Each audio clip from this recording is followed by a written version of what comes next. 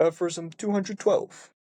It seems to me more and more that the philosopher, being necessarily a man of tomorrow and the day after tomorrow, has always found himself and had to find himself in contradiction to his today. His enemy has always been the ideal of today. Hitherto, these extraordinary promoters of mankind, who have been called philosophers, and have seldom felt themselves to be friends of knowledge, but rather disagreeable fools and dangerous question marks, have found their task, their hard, unwanted, unavoidable task, but finally the greatness of their task in being the bad conscience of their age. By laying the knife vivisectionally to the bosom of the very virtues of the age, they betrayed what was their own secret, to know a new greatness of man, a new untrodden path to his enlargement each day, and with the time they revealed how much hypocrisy, indolence, letting oneself go and letting oneself fall, how much falsehood was concealed under the most honored type of their contemporary morality, how much virtue was outlived each time they said we have to go thither, out yonder, where you today are least at home, in face of a world of modern ideas which would like to banish everyone into a corner and speciality. A philosopher assuming there could be philosophers today would be compelled to see the greatness of man, the concept greatness, precisely in his spaciousness and multiplicity, in his wholeness and diversity. He would even determine value and rank according to how much and how many things one could endure and take upon himself. How fair and far could one extend one's responsibility? Today, the taste of the age and the virtue of the age weakness and attenuates the will. Nothing is so completely timely as weakness of will. Consequently, in the philosopher's ideal strength of will, the hardness and capacity, protracted decisions must constitute part of the concept greatness, with just as much justification as the opposite doctrine. An ideal of a shy, renouncing, humble, selfless humanity was appropriate to the opposite age, to one with which, like the 17th and 18th century, suffered from its accumulation of will and the storminess weathers and flood tides of selfishness. In the age of Socrates, among men of nothing but wearied instincts, nothing conservative among ancient Athenians, who let themselves go towards happiness, as they said, towards pleasure, as they behaved, and who at the same time had in their mouth the old pretentious words to which their lives and long ceased to give them any right. Irony was perhaps required for greatness of soul. That Socratic malicious certitude of the old physician and plebeian who cut remorselessly into his own flesh, as he did into the flesh and heart of the noble, with a look which said distinctly enough, "Do not dissemble before me. Here we are equal." Today, conversely, when the herd animal alone obtains and bestows honors in Europe, when equality of rights could all too easily change into equality in wrongdoing, I mean into a general war of everything raw, strange, privileged, the higher man, the higher soul, the higher duty, the higher responsibility, creative fullness of power and mastery. Today, being noble, wanting to be by oneself, the ability to be different, independence, and the need for self-responsibility pertains to the concept greatness, and the philosopher will portray something of his own ideal when he asserts, "We shall be the greatest who can be the most solitary, the most concealed, the most divergent, the man beyond good and evil, the master of his virtues, the superabundant of will. This shall be called greatness, the ability to be as manifold, as whole, as vast, as full." And to ask again, is greatness possible today? Aphorism 213. What a philosopher is hard to learn, because it cannot be taught. One has to know it from experience, or one ought to be sufficiently proud not to know it. But that nowadays all the world talks of things of which it cannot have experience is most and worst evident in respect of philosophers, and the philosophical states of mind. Very few know them or are permitted to know them, and all popular conceptions of them are false. Thus, for example, that genuinely philosophical combination of a bold, exuberant, superfluous, and spiritual run to presto and dialectical severity and necessity which never takes a false step is to the most thinkers and scholars unknown from experience, and consequently, if someone should speak of it in their presence, incredible.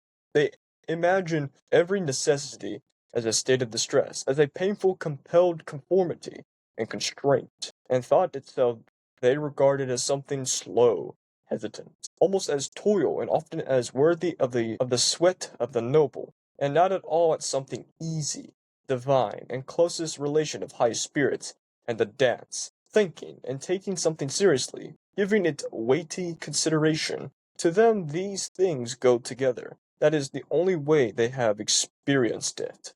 Artists may here have a more subtle scent. They know only too well that it is precisely when they cease to act voluntarily and do everything of necessity, that their feeling of freedom, subtlety, fullness of power, creative placing, this disposition, shaping reaches its height. In short, that necessity and freedom of will are, then, one in themselves.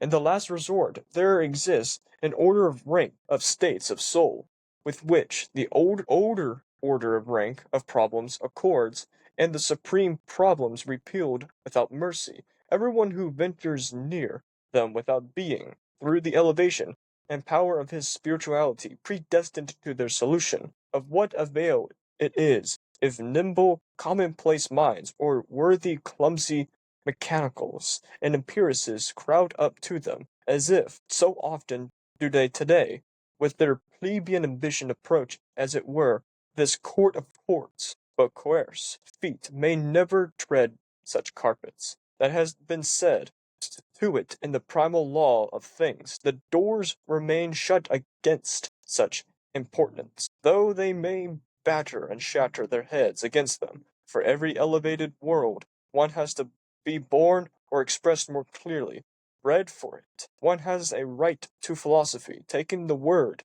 in the ground sense, only by virtue of one's origin, one's ancestors, one's blood, are the decisive thing here too. Many generations have worked to prepare for the philosopher. Each of these virtues must have been individually acquired, inherited, and incorporated, and not only the bold, easy, delicate course and cadence of his thoughts, but above all the readiness for great responsibilities, the lofty glance that rules and looks down, the feeling of being segregated from the mob, and its duties and its virtues, the genial protection and defense about which is misunderstood and culminated, be it God or devil, the pleasure in an exercise of grand justice, the art of commanding, the breadth of will, the slow eye which seldom admires, that seldom looks upward, seldom loves.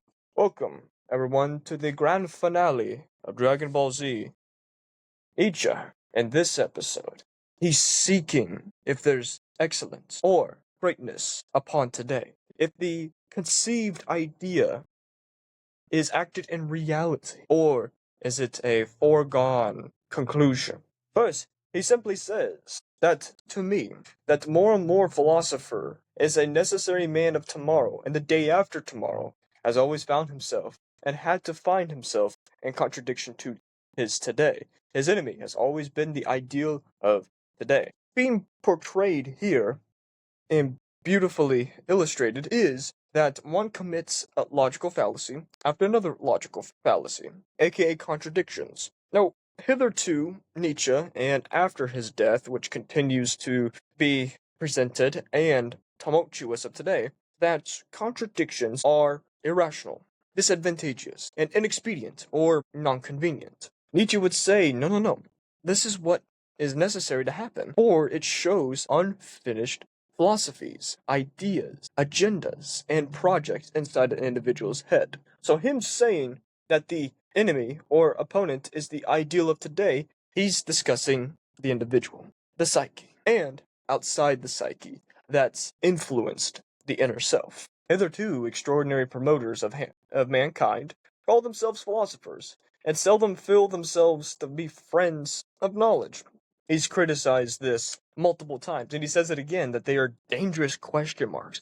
Are they true friends of knowledge? Are they trustworthy of humanity? Nietzsche previously did criticize these individuals, and he continues to do. The criticizing here is both in a critique sense, but a moral, a value judgment too.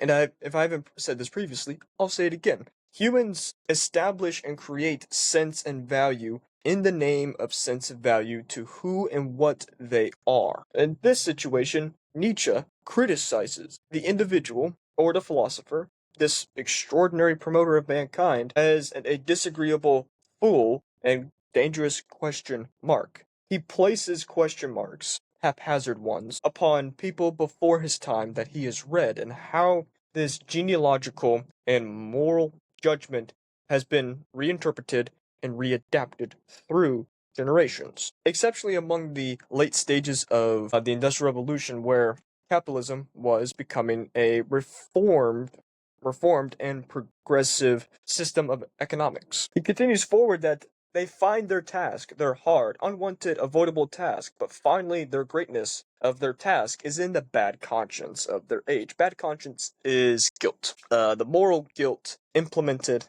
through doctrine, through influence, through dogma, and through principles, objective principles. And that's why he has the question mark upon people before him. That's only the philosopher, but the individuals before him and after him too, where people who promote this inculcated instinct of guilt and being consciously guilty. By laying the knife vivisectionally to the bosom of the very virtues of the age, they portrayed what was their own secret, to know a new greatness of man, a new untrodden path to his enlargement. And here he has the knife metaphor. If I didn't say it previously, I'll say it now. Nietzsche vividly dissected, or vivisectionally dissected, individuals in part 1, part 2, and part 3 of Beyond Good and Evil. So he's a doctor with 0 degree in his name. But the philology is to his name, so he uses that and critical history with a critical historic analysis and mind. He dissected what he saw as what is seen as the true victor in reality is a masked, timid, and demure system that's become organic through human interpretation. And he says here that they betrayed their secret of new greatness of man to enlarge man. Continue forward, how much hypocrisy, laziness of letting himself go, of letting himself fall. How much falsehood was concealed under the most honored type of their contemporary morality. How much virtue was outlived. Each time they say, we have to go thither, go yonder, where you today are at least at home. In face of the world of modern ideas, which would like to banish everyone into a corner and speciality. A philosopher, assuming there could be philosophers today, would be compelled to see greatness of man. The concept greatness is spacious and a multiplicity, as he would say. We'll stop there before we stop. In his wholeness of diversity. We'll briefly stop there, because now in the connotation of the philosopher, it's this extraordinary individual who appeared from the accumulation of energy that was discharged. And from that discharge of accumulated, stored energy that's now allocated, this extraordinary person appears on the face of Earth. He's not solely describing the philosopher in the philosophical traditional sense that we think of them. You could apply that term to, say, a priest, or a lawyer, or a politician, or people who have influenced you in your life that aren't classified as philosophers, or are never near the title itself. And in the previous episode, we clarified that philosophy became a title through academia of the mid 17th century, no, the mid 18th century, with the Enlightenment, and it culminated to being academic with Hegel, because Hegel was the physical representation of a philosopher. So now, if you apply that where people who have influence grounded, and elevated, and to a degree questioned you in life, this is where that connotation is applied to.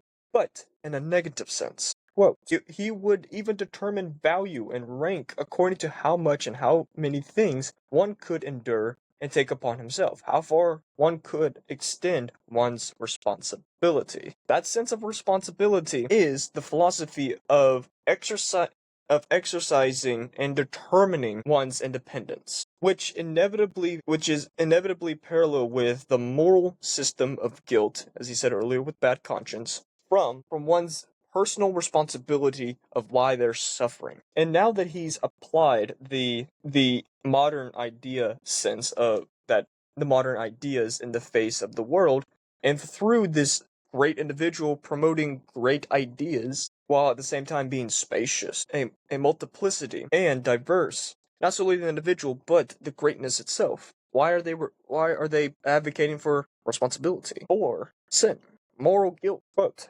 today the taste of the age and the virtue of the age weakness, and attenuates the will. Nothing is so completely timely as weakness of will.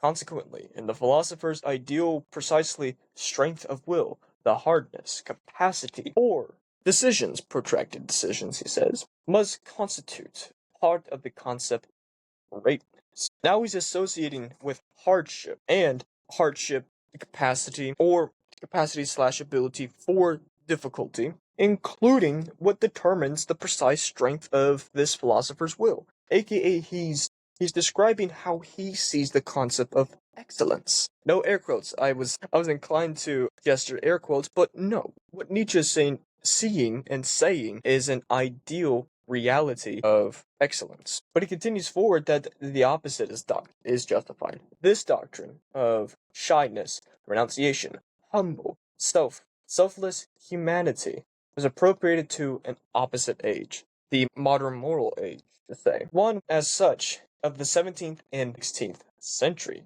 suffered from an accumulation of stormy waters and flood tides of selfishness. In the age of Socrates, among men nothing but wearied instincts, among conservative ancient Athenians who let themselves go towards happiness, as they said, towards pleasure, and as they behaved. AKA Socrates was critiquing these conservative ancient Athenians. I can pronounce the people of the city, Athenians, is criticizing their hedonic style of life, which that inevitably climaxed to a revaluation in style. Style in the sense of, I'll be celibate. You could do whatever you want. Oh wait, he's gonna be celibate? I would be celibate.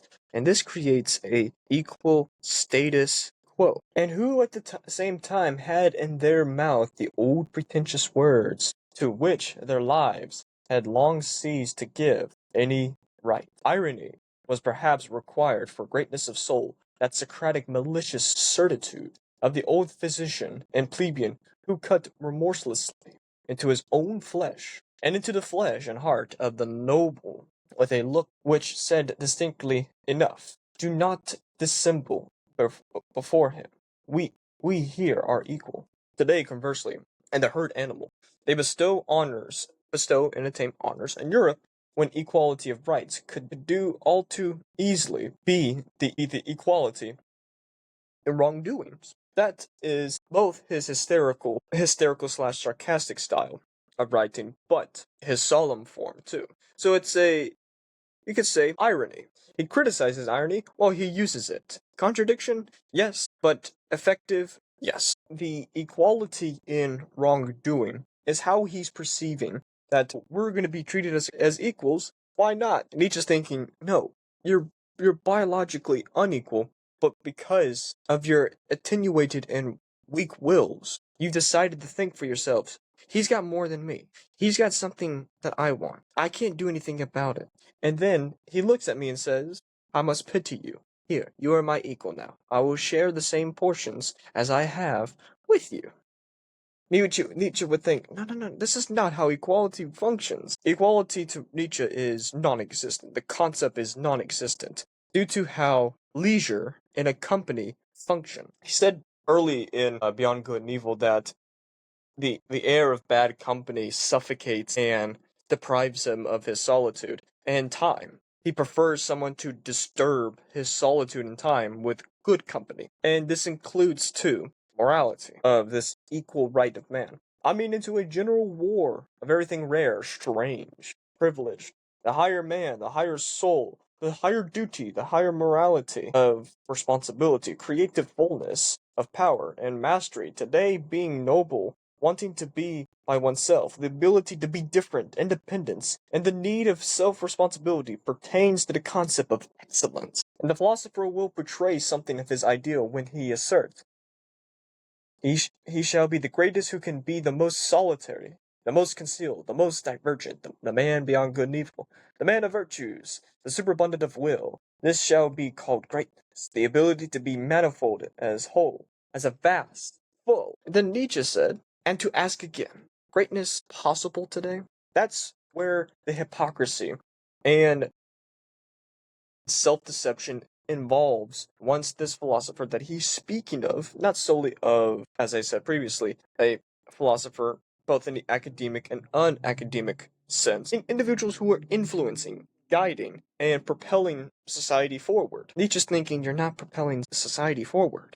You're reserving it for itself as the state is a mere means for in itself, and it will continue to collapse in this ever living cadaver of itself. That's why greatness, where is it today? In the next portion, or the next aphorism, Nietzsche vividly describes the intricate position and actions of a philosopher. Now he's transitioned to a person who has an artistic style of action in life. Because from self-cultivation, it matures an individual from hedonism and narcissism by redemption and cleansing of not of a moralistic soul, but cleansing their joy, their vibrancy, their passions, and to a degree a form of purification in a non-moral judgment. He says, it is hard to learn that the philosopher cannot be taught. One has to know from experience, or one ought to be sufficiently proud not to know, aka being a teacher and student in a singular mind. What's knowable among you from experience and unknowable. The world talks of things of which it cannot have experience, is the most and worst evident in respect of philosophers, and the philosophical states of mind. Very few know them and are permitted to know them, and all popular conceptions of them are false. Nietzsche, if you read between his lines, he's being selfish in a dignified sense. He's saying they cannot have experienced the worst and most evident in respects of philosophers for a state of mind. He's saying you haven't experienced life.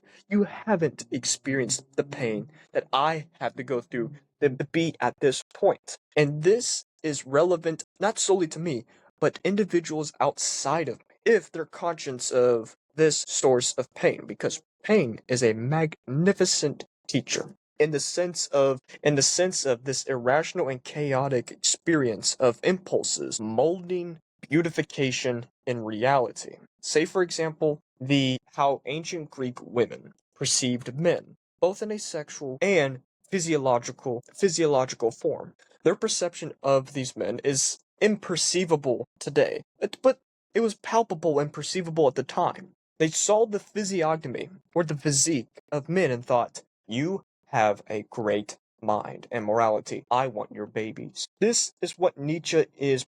This is how his elitist mind functions. He compares the wisdom and strength of their physiognomy to the knowledge and values of their mind. That's the form of scale that Nietzsche is measuring upon.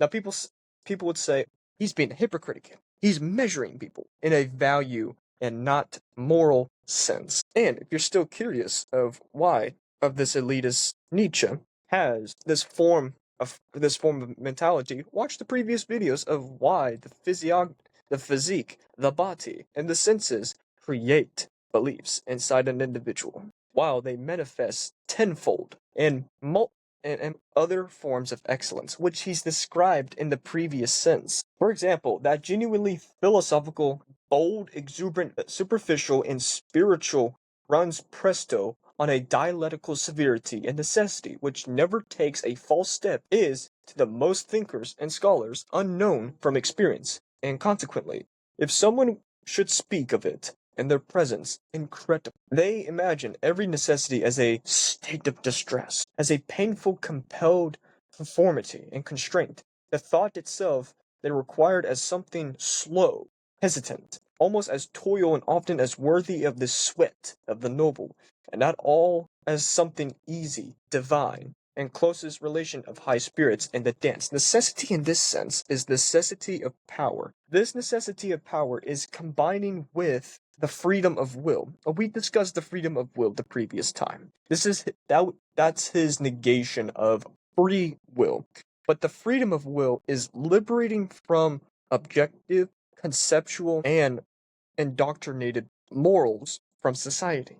That's the freedom of will, which there's a aphorism in the gay science. I think it's number 7, something of the industrious, where he says, if someone partakes in this long, excruciating process of moral scales, do be prepared for the hardship that is involved. Apply that to the freedom of will. Now, the necessity of power, he'll describe the necessity of power later in this aphorism. While, at the same time, people conceive this necessity of power as the sweat, worthy of the sweat of nobles. You're correct. They're well, you and they're correct. It's worthy. It's at the same time not validation seeking, but it's the true affirmation of a noble individual. Count Dooku of Star Wars said, being noble isn't a title. What it is excellence and vision.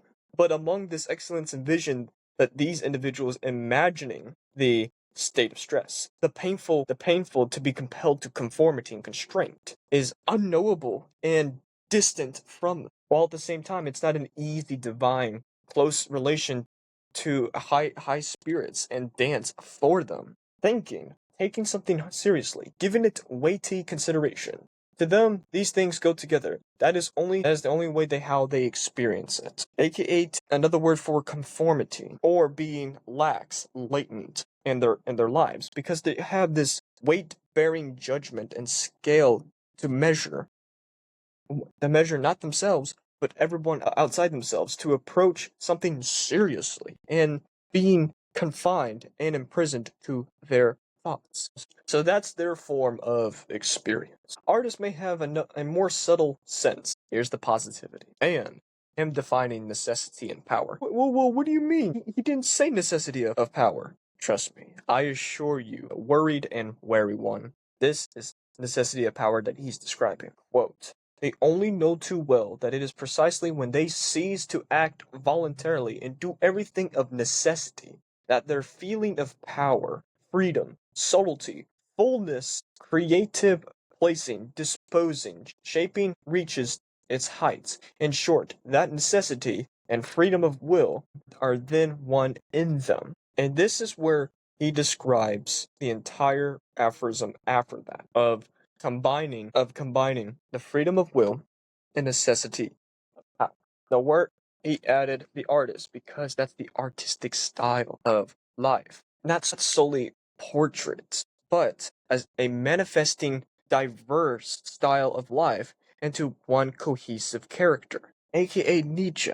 But the majority of his influence is from Schopenhauer, then Montaigne, then Heraclitus, then Machiavelli, Emerson, and other psychologists and poets that not manifested, but conjured and mold the character of Nietzsche, including pain, while at the same time shows of the necessity of power, that the artist doesn't act voluntarily. Power or instinct, to say the necessity of instinct or senses, becoming innocent or conscious, and affirming these instincts, they act pre-rational, involuntarily, for the source of freedom, voluptuousness, creation, absorption of power, from discharging power, while at the same time the shaping the lofty and beyond form to heights, form in a both physical, spiritual, mental, emotional, psychological, moral, and personal sense, whilst at the same time disposing, ridding, but never neglecting nor belittling what was once disposed inside you, for this is the creation of the order of rank. You'll hear that term again in What is Noble section. My name is Gregory. Appreciate for hearing. Amor fati. Love your fate.